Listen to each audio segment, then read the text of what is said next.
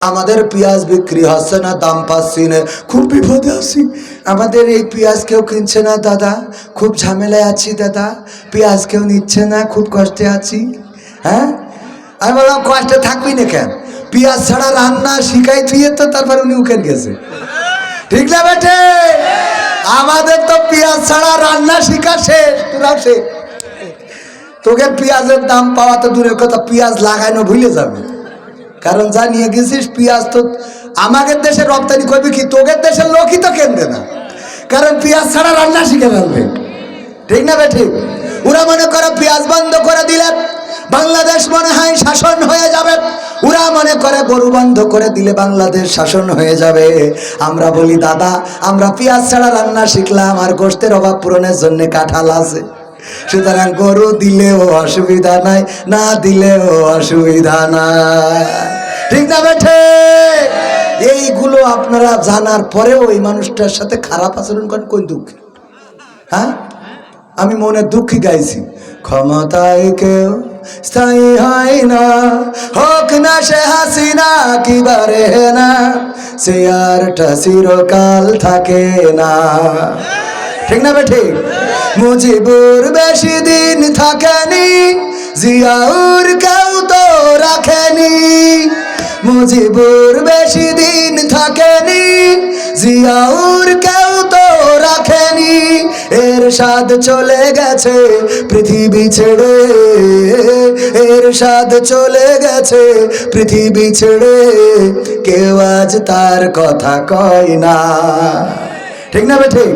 বলে ক্ষমতায় কেউ স্থায়ী হয় না, হাসিনা ক্ষমতা ধরে রাখতে আয়না ঘর বানিয়েছিল, জনগণের রোশানলে দাদার দেশে পালিয়ে গেল।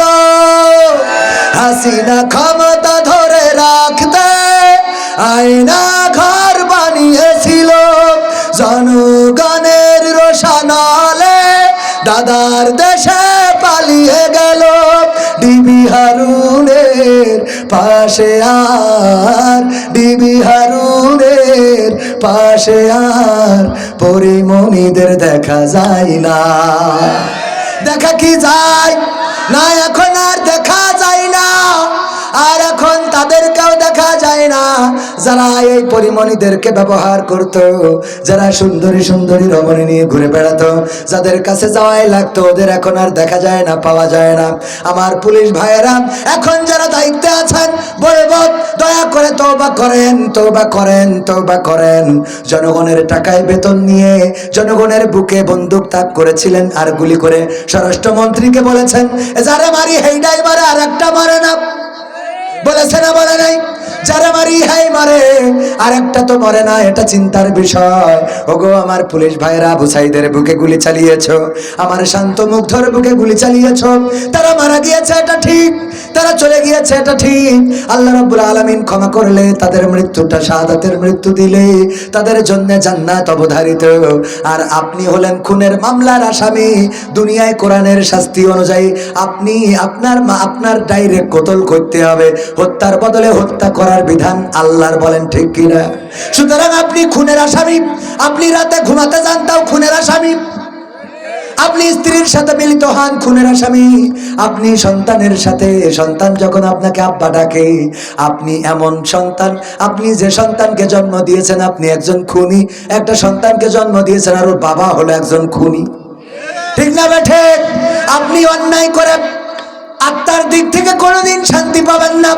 অপরাধ যারা করে আত্মার দিক থেকে শান্তি পায় না, বরং যারা ন্যায় করে, অন্যায় করে না, ওদের মধ্যে আত্মার শান্তি আছে না নাই? কোরআনের পাখি দেলোয়ার হুসাইন সাইদি কত বছর কারাগারে, 13টা বছর কারাগারে থাকলেন।